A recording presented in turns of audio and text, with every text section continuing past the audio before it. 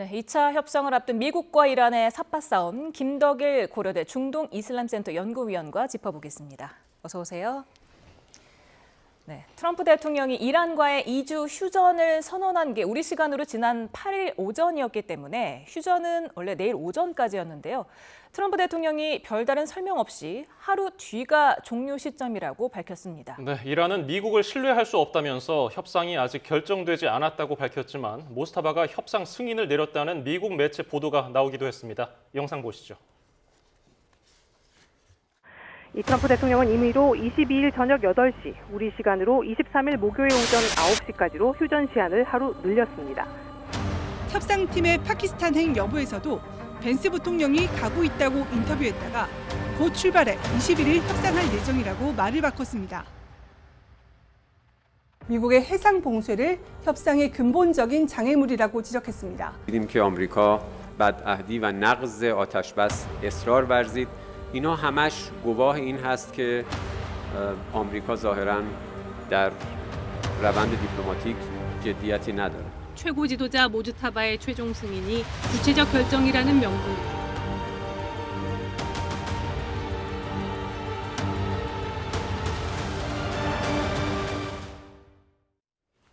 네. 그동안 우리뿐만 아니라 미국 언론도 현지 시간으로 21일 저녁, 그러니까 우리 시간으로 내일 오전이 휴전이 종료되는 시점이라고 계속해서 보도를 해왔거든요. 그런데 뜬금없이 트럼프 대통령이 하루 뒤가 종료된다. 이렇게 그냥 못을 박았습니다. 그 이유가 뭐라고 보십니까? 우선 이제 휴전이 얼마 안 남았는데 2차 협상은 지금 뭐 분위기가 무르익고 있습니다만 아직 이란 쪽에서 확실한 대답이 나오고 있지 않은 상황에서 우선 하루 연장된 것은 우선 다행이라고 생각을 하는데요. 그럼 이것이 왜 그렇게 됐을까 생각을 해볼 때 트럼프 대통령이 자기 마음대로 연장했을까? 뭐 그렇게 볼 수도 있겠습니다만 워낙에 그 전에도 유예를 많이 했으니까요. 근데 이 부분은 저는 그래도 이 휴전이라는 것은 또 상대방도 있기 때문에 아마 저는 중재국들이 어떤 설득 과정이 있었지 않을까 생각합니다. 2차 협상이 지금 파키스탄 이슬라마바드에서 엄청나게 좀 분주하게 손님들을 맞이할 준비를 하고 있는 것은 좀 드러나고 있죠. 그런데 아직 이란 측이 지금 뭐 출발했다는 소식도 없고 그렇기 때문에 조금 더 시간이 필요하다고 파키스탄 측에서 느꼈을 수 있을 것 같고요. 조금 더 하루라도 좀 시간을 연장해서 이란 측이랑 같이 협상하는 자리를 마련해 보는 것이 어떻겠는가라는 저는 아마 중재국들이 좀 설득이 있지 않았을까 이렇게 생각해 봅니다. 이게 혼자서 결정할 문제라기보다는 이란 측도 이것을 동의해야지 휴전이 연장되는 거니까요. 좀 그렇게 생각하고 있습니다.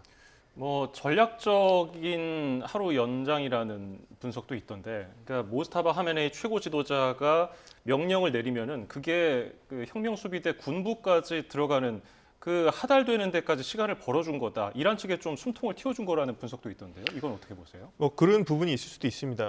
지금 이란 측에서 트럼프 대통령은 어떻게든지 지금 협상을 통해서 문제를 해결하고 싶은데요. 지금 이란의 어떤 통신 체계나 명령 체계 같은 것들이 지금 일사불란하게 이루어진다고 보기는 힘들거든요. 분권형 체계이기 때문에 중앙 테헤란에서 그 명령이 전달되는 데까지 좀 시간이 있을 거고요. 그렇기 때문에 어떤 뭐 협상이 예를 들어서 타결된다 하더라도 현장 지휘관은 또 다르게 반응할 수도 있겠죠. 소식이 전해지지 않으면서 그런 모습을 예상할 수 있기 때문에 트럼프 대통령이 그런 정도까지 좀 생각해서 이란의 어떤 뭐 협상단이 최대로 올 수 있는 시간 같은 것을 좀 벌어주기 위해서 하루 연장했을 가능성도 저는 있다고 생각합니다.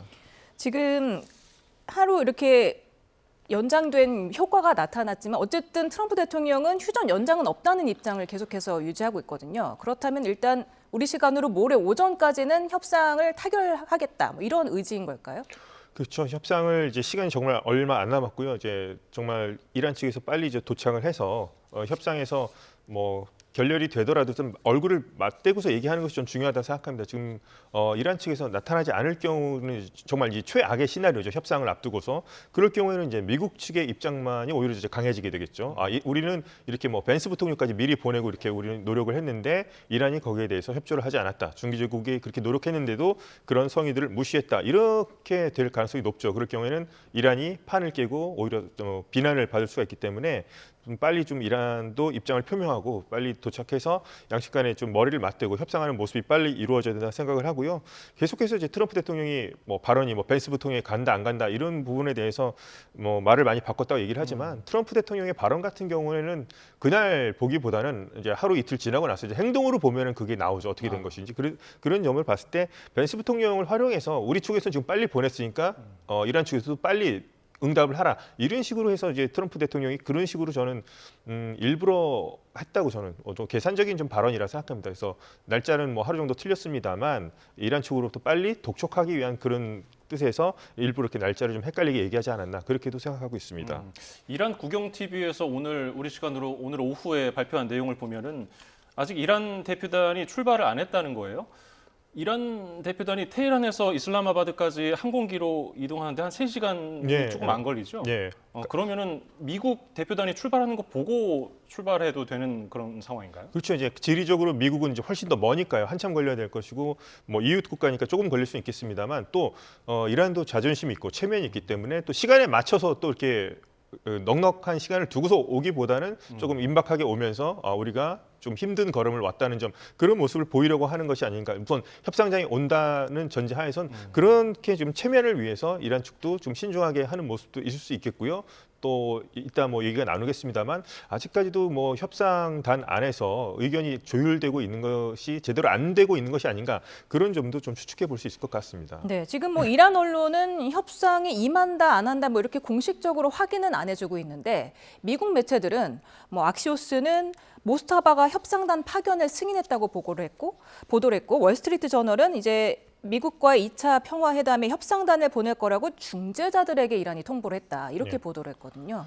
지금 모스타바를 두고서 모스타바가 직접 나와서 이렇게 뭐 대독이라도 하면은 확실할 텐데 그렇지 않기 때문에 이런 얘기들이 계속 나오는 걸로 볼 수 있겠습니다. 그래서 모스타바는 분명 협상에 임할 것이다. 이런 얘기가 지금 최근 나오고 있는데 아직 뭐 협상단이 출발하지 않고 있죠. 근데 모스타바의 어떤 지금 대독하는 내용이라든가 이를 보게 되면은 상당 부분 초강경파라고 할 수 있는 혁명수비대 입장과 거의 같다고 볼 수 있습니다. 그래서 뭐 이란 안에서도 이제 여러 정치 지형을 보게 됐을 때 뭐 협상파도 온건파, 협상을 지원하는 온건파도 있고 뭐 강경파 그 안에서도 뭐 갈리바프와 같이 국회의장 같은 뭐 실용 강경파도 있고 초강경파도 있는데 지금 현재는 초강경파 쪽으로 뭔가 힘을 실어주고 있는 듯한 그런 발언 내용들이 좀 포착이 되고 있습니다. 그래서 조금 더 뭐 이란 협상대 출발하는 걸 좀 지켜봐야 되겠습니다만 지금 모스타바의 메시지는 뭔가 지금 초강경파 쪽의 메시지에 좀 힘을 실어주고 있는 것으로 보이지 않나. 그래서 협상단의 구성이라든가 앞으로 협상 내용 같은 것도 영향을 받지 않을까 그렇게 생각하고 있습니다. 그러면 지금 강경파인 혁명수비대 총사령관이 네. 유일하게 최고 지도자와 소통한다 이런 보도도 있던데 이건 어느 정도 신빙성이 있다고 봐야 됩니까? 이란 내 상황을 이제 정확하게 파악할 수는 없겠습니다만 뭐 지금 모스타바의 신변이 좀 불안한 상태죠. 그 주변을 이제 사람들이 둘러싸고 있다는 얘기가 있고요. 그 중에서도 이제 아흐마드 바히디라는 사람인데요. 이 사람은 혁명수비대 출신이 혁명수비대 출신이 아닌 사람을 찾기는 힘들겠습니다만 그 중에서도 이제 갈리바프 국회의장 같은 경우는 조금 이제 테헤란 시장도 하면서 이제 실용적 강경파 그러니까 이번에 협상에도 이제 나가는 총대를 매기 시작한 거고요. 반대로 이제 초강경파로 분류되는 사람이 이제 혁명수비대 총사령관 아흐마드 바히디 같은 사람인데 이 사람이 지금 모스타바의 의견을 자신들이 뭐 대변하는 것처럼 얘기가 나오죠. 이 주변에 가장 최측근으로 좀 묘사되고 있고요. 제가 또 이제 눈여겨볼 사람은 이제 이름은 똑같습니다. 갈리바프랑 모하메드 바게르 졸가드라는 사람인데요. 최고국가안보회의 위원회 사무총장에 해당되는 사람입니다. 이 사람도 초강경파로 분류되는 사람인데 갈리바프보다 혁명수비대 경력이라든가 나이가 더 많습니다. 그리고 이 사람이 호르무즈 해협의 통행료 아이디어를 처음 낸 사람이기도 하고요. 물론 뭐 통행료 수입이 없다고는 합니다만 요 사람들은 이제 초강경파로 분류되는 사람들인데요. 이 사람들이 아마도 모스타바 주변에 인해 장막을 치고 있는 것이 아닌가라는 그런 많은 사람들이 좀 추측을 하고 있습니다.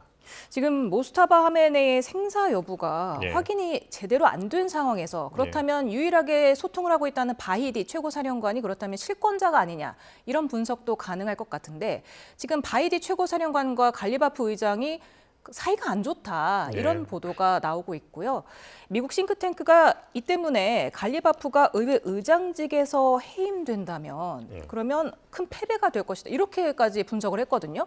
정말로 이 둘의 싸움에서 갈리바프가 진다면 그럼 이 협상이 의미가 없어지는 거 아닙니까?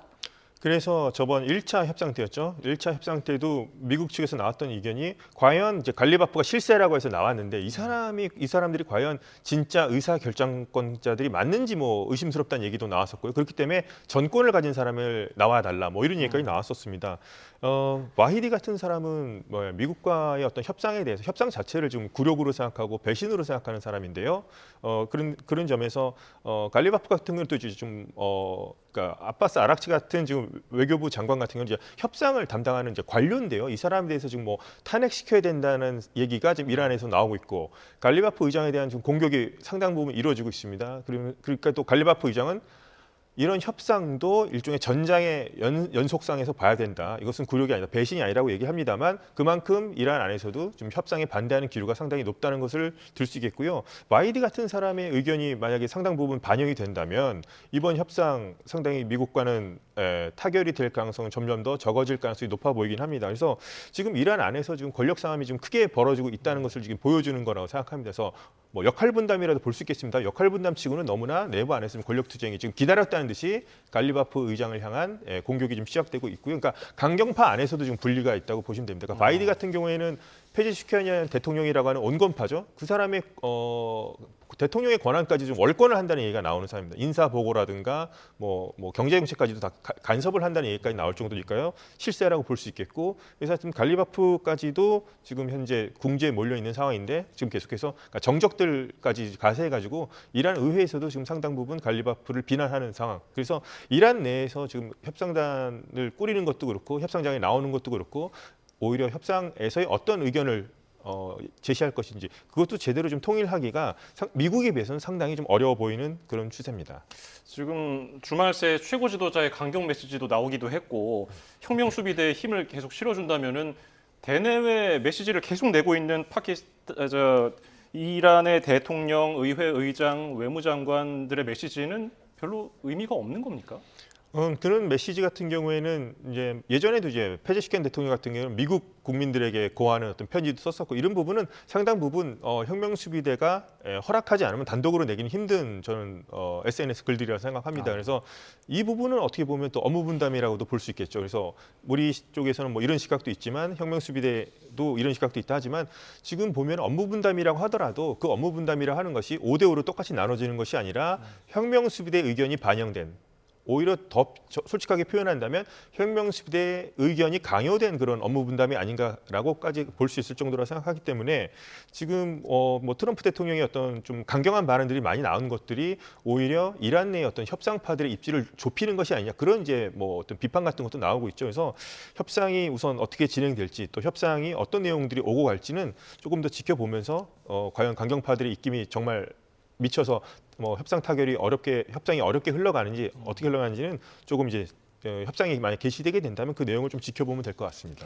만에 하나 이런 이란의 권력 투쟁 때문에 강경파에 못 이겨서 이란의 협상단이 파키스탄에 못 나타난다면 모레 오전까지 협상 타결이 진행이 안 된다면 그 이후에는 어떻게 되는 겁니까? 그 이후는 이제 뭐 트럼프 대통령 상당히 강력한 발언을 했죠. 그 이후는 이제 뭐 군사작전, 전쟁이 재개된다는 부분도 있고요. 이란도 여기에 대해서는 뭐 물러섬이 없었죠. 강대강이었으니까요. 그럴 경우에는 뭐 전쟁이 다시 재개된다고 하는 정말 최악의 시나리오도 배제할 수는 없겠습니다만 저는 중재국들이 이번에 그래도 상당히 노력하는 모습들이 많이 보이거든요. 파키스탄뿐만 아니라 지금 뭐 튀르키예, 이집트도 있었고요. 또 파키스탄 뒤에는 이제 또 중국이 또 이런 부분을 또 조율하고 있는 부분도 있거든요. 중국도 호르무즈 해협에 계속해서 긴장이 되고 뭐 전쟁이 바라는 것까지는 저는 바라지 않는다고 생각합니다. 그래서 뭐 전쟁이 날 가능성이 있겠습니다. 마지막 순간까지도 중재국들의 중재에 의해서 어떻게든지 뭐 휴전을 조금이라도 늘려서라도 우리 전쟁까지는 막아보자. 뭐 이런 식으로 해서 많은 이제 행동들이 나올 것 같습니다만 뭐 전쟁이 일어날 가능성을 뭐 전혀 배제할 수는 없을 것 같습니다.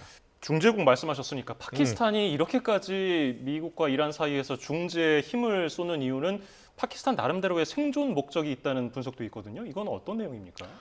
파키스탄 같은 경우에는 지금 뭐 이란과 이제 국경을 맞대고 있으니까요. 지금 파키스탄 내에 시아파 인구들도 있고 이란과 같은 이제 시아파도 있고, 근데 파키스탄 같은 경우에는 그래도 수니파가 주류인 나라인데 시아파에 불만이 있을 경우에는 국내 불안이 있을 수도 있겠고요. 이란의 지금 남동부 지역, 그다음에 파키스탄 지금 남서부 지역에 발로치라는 소수 민족이 있습니다. 이쪽이 이제 분리 독립을 추구하는데 만약에 여기서 혼란이 일어나게 되면 이란뿐만 아니라 파키스탄도 상당히 골치가 아프게 되겠죠. 그래서 이란의 안정이 상당히 중요하고. 파키스탄 역시 영토도 넓고 인구도 많습니다만 문제는 자원이 없습니다. 석유 자원이 없어가지고 호르무즈 해협을 통해서 석유를 의존해야 되는데 지금 우리나라도 유가가 올라서 고생을 많이 하고 있습니다만 비축류가 거의 없는 것으로 나와 있고요. 서민들의 경제가 훨씬 더 어려운 걸로 알고 있습니다. 그래서 빨리 경제난을 타개해야 되고 또 그렇기 때문에 계속해서 이제 IMF라고 하는 이제 국제금융기구, 국제통화기금을 통해서도 계속 구제금융을 받아야 되는 상황인데 IMF 같은 경우에는 이제 미국의 입김이 좀 세게 미치는 기구이기도 하죠. 그래서 미국의 지원도 받아야 되고 만약에 이 중재 역할을 성공한다면 뭐 미국의 어떤 투자도 받을 수 있을 거고요. 그래서 파키스탄이 이번 기회를 통해서 자신들의 외교적 위상도 높일 뿐만 아니라 어떤 경제적으로 지금 어렵기 때문에 중재국으로서 협상을 타결을 한 후에 어떤 경제적 대가 같은 것도 지금 기대한다고 볼 수 있을 것 같습니다. 네, 지금 경제적인 어려움도 있지만 사우디 참전을 두려워한다, 파키스탄이 이런 분석도 네. 있습니다. 네. 파키스탄과 지난해 사우디가 전략적 상호 방위 협정을 맺었기 때문에 네.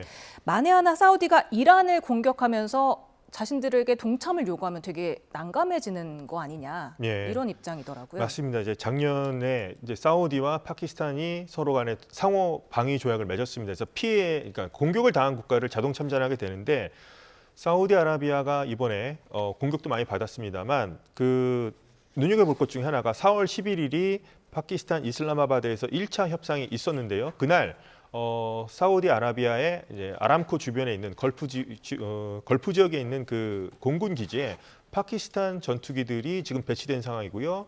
또 파키스탄 군인 13,000명 정도가 지금 사우디아라비아 걸프만 쪽에 배치가 되어 있는 상황입니다. 그래서 예를 들어서 뭐 전쟁이 다시 최악의 경우에 재개가 될 경우에 미국이 하르그 섬을 공습한다든가 이란의 어떤 시설을 공습할 경우에 이란은 반드시 걸프 지역의 담수화 시설이라든가 정유 시설을 공격하게 될 겁니다. 그런 것을 대비해서 지금 파키스탄 군이 어떻게 보면 사우디아라비아의 지금 걸프 정유 시설 근처에 지금 상당 부분 주둔해 있기 때문에 이렇게 될 경우에는 만약에 협상이 타결이 되지 않고 전쟁으로 이어질 경우에 파키스탄도 자연적으로 참전할 수밖에 없는 상황이고 사우디아라비아를 만약에 정유 시설을 공격할 경우에는 이 파키스탄 병사들이 희생이 있을 수 있습니다. 그래서 사우디아라비아는 어떻게 보면 지금 현재 파키스탄 군을 지금 방패로서 지금 사용하고 있는 부분도 있기 때문에 이 부분이 만약에 전쟁이 재개된다면 파키스탄의 입장도 상당히 좀 난감해질 가능성이 높아 보입니다. 예. 계속해서 말을 바꾸면서 상대를 압박하고 있는 트럼프식 미치광이 전략이 이란과의 협상 국면에서는 오히려 확전 위험을 키우고 있다는 우려가 나옵니다. 트럼프 1기 행정부의 국가안보보좌관이었던 존 볼턴은 트럼프 대통령의 과격한 발언 탓에 미국의 협상력이 약해졌다고 강하게 비판했는데요. 듣고 오시겠습니다. We weren't so crazy, were we? We'll remain in full force and effect as it pertains to Iran until such time as our transaction with Iran is 100% complete and fully signed. I think they smell panic in the White House. I think they can see Trump wants out of this. He's broadcasting it almost every day, and it gives the Iranians enormous leverage they shouldn't have. 네. 이란이 백악관 공포의 냄새를 맡았을 거다. 지금 계속해서 트럼프 대통령이 그런 신호를 보내고 있다. 이 말에 동의하십니까? 자꾸 이제 좀 발언이 많다 보니까요. 그런 부분도 있고 저도 이제 지금 휴전기이긴 하지만 트럼프 대통령의 어떤 SNS 계정을 좀 휴면하면 어떨까? 3일 정도라도 그러면 더 낫지 않을까라는 생각도 좀 개인적으로 해봤습니다만 존 볼튼 같은 경우는 이제 일기에 있다가 이제 떠난 사람이기 때문에 트럼프 대통령에서 또 안 좋게 얘기할 수도 있는 면을 좀 고려할 필요도 있을 것 같습니다. 하지만 트럼프 대통령이 이런 혼란한 상황을 만드는 것을 본인의 어떤 자신의 좀 특기라고 생각하는 것 같고요. 자신이 예측 불가능한 점이 트럼프 아들 도널드 트럼프 주니어 같은 경우는 우리 아버지의 장점이라고까지 소개할 정도니까요. 그런 부분이 자신의 어떤 협상의 기술에서 최대 장점이라고 생각하는 것 같아서 자신들이 트럼프 대통령이 좀 아까 말씀드렸다시피 자신을 광인이라고 불러도 그것에 대해서는 전혀 개의치 않는 것 같고요. 본인의 장점이라고 생각해서 오히려 더 그렇게 협상할 때는 그렇게 자신의 모습을 연출할 가능성이 저는 높다고 생각합니다. 예. 조금 전에도 트럼프 대통령 목소리로 이란에 대한 호르무즈 봉쇄는 100% 합의가 나오기 전까지는 계속될 거다 이런 얘기가 있었는데 미군이 호르무즈 해협을 막고 있다고 하지만은 어쨌든 들어갔다는 배 이름도 이란 주장으로 나오고 있고요. 어느 정도 실효성이 있다고 보세요? 미국 역시 지금 현재 호르무즈 해협을 빠져나왔고 지금 오만만까지도 빠져나왔다. 그리고 이제 위치 식별 신호를 껐다는 얘기도 있기 때문에 만약에 이것이 사실이라면 미국의 역봉쇄가 얼마 전까지만 해도 투스카호를 공격하면서 납포까지 했는데 돌파당했다는 뜻으로도 볼 수 있겠죠. 그래서 이건 하루 이틀 좀 더 지나봐서 다시 회항했다는 얘기가 나올 수도 있기 때문에 조금 더 지켜봐야 되겠습니다만.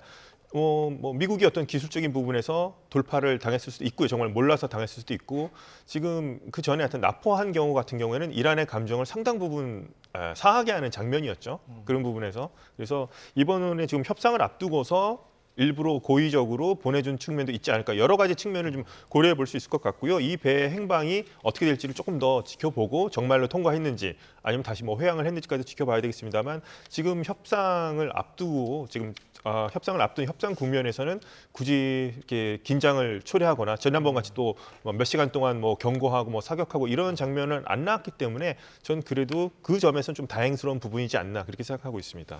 지금 트럼프 미 대통령이 이란과 휴전 만료를 이제 앞두고 시점에서 이란의 핵시설을 완전히 파괴했다는 주장을 재차하면서 잔해 반출이 어려울 거다라고 말을 했거든요.